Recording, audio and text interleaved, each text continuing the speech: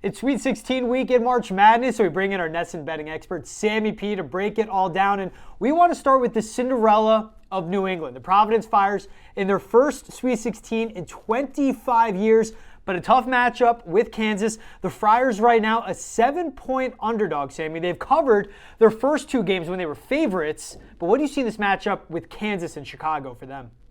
I knew you were going to start there. I knew it. I was wrong about Providence. I didn't think they'd make it past Iowa, but Iowa gets upset by Richmond somehow. You give Providence credit. Ed Cooley did a tremendous job in the regular season to get this team to the Sweet 16. I still would argue it'll be nice to see them play a college team and not a high school team. I mean, come on. They haven't played anybody yet, so this will be a test. And I think the point spread tells the story because Providence goes from a favorite and a favorite to now a touchdown underdog in a basketball game, getting 7.5 or 7, depending on the book. I have Kansas to win the title.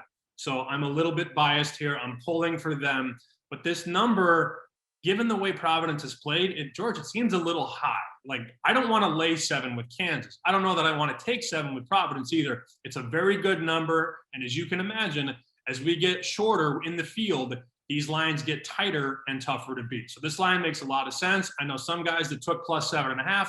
I know some guys that are laying 7 with Kansas. It's a tall order. Kansas's offense is a lot better than Richmond's and a lot better than whoever the hell else they played, South Dakota State Northwest. But give Providence credit for getting to this point. And like you said, give Ed Cooley credit because his team's playing their best basketball. It's all about getting hot at the right time. Now, no team is hotter right now in the country than the true Cinderella, 15th seeded St. Peter's, third ever 15 seed to make it to the Sweet 16. Oh, and they get the best team, the lone team remaining out of the Big Ten in Purdue. Well, them and Michigan are still in it. But this is a tough task because they've pulled off 2 great upsets. They beat Kentucky. They beat Murray State. My guy, Shaheen Holloway, has 12.5 points against the Boilermakers. What do you see with this one, Sammy? This number feels like it's high. And I'll tell you what, it might sound weird to say this out loud, but St. Peter's might be the toughest team Purdue has played yet in this field. And if that's the case, they've got a shot to hang around. Purdue, I don't know that we can really gauge what Purdue is in this tournament because all they've done is get to the foul line. Like, if there's a team that could play tough, get their arms out, and stop the 2-point shot around the rim, they can hang with Purdue. Like, Texas outscored Purdue from the floor by a lot, but Purdue shot 46 free throws and Texas shot 12. So it's really hard to gauge the performance. They went to the line a million times against Yale and a billion times against Texas. If Peters can keep them off the foul line and defend the way they can, I mean, they're a top 30 defense in efficiency. They're top 5 in effective field goal percentage, and they're number 12 in the country against 2-pointers. If they can stop the field goals and keep Purdue off the line, Peters has a chance. And I know Holloway has said they're city tough. If they're city tough against Purdue, they can cover 12.5. A bunch of guys from New York City and New Jersey. They're the tough ones. You're talking my language here, Sammy.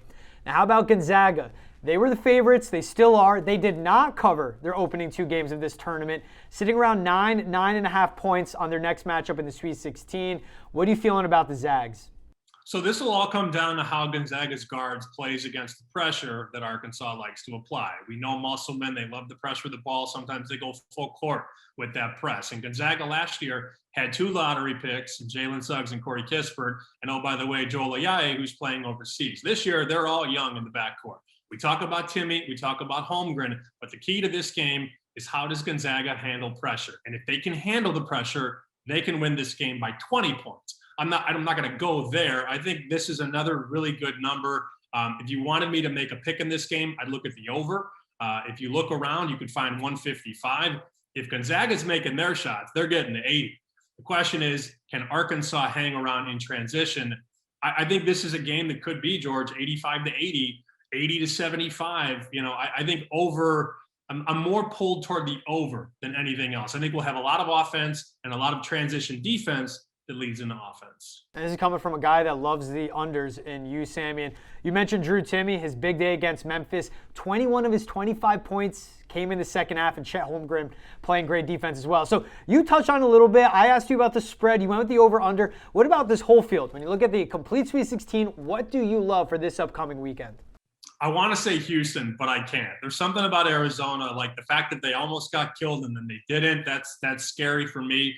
Villanova, the efficiency, the effectiveness, That offense is one of the best we've ever seen. And that's not hyperbolic. They're shooting 83% from the foul line, which would be the best of all time for any team in the history of college basketball. Think about that for a second. They're also very efficient. They don't turn it over. 8 turnovers, 10 turnovers, 7 turnovers. Some teams turn it over 20 times, and these are good teams. The way Villanova plays, they sort of needle you to death. They make the extra pass. They hit open shots. The fact that this line has moved from 4 to 5 against Michigan, that's not a good sign. Even though Michigan looks to be a public dog, I think Villanova could win this one by 10 or more.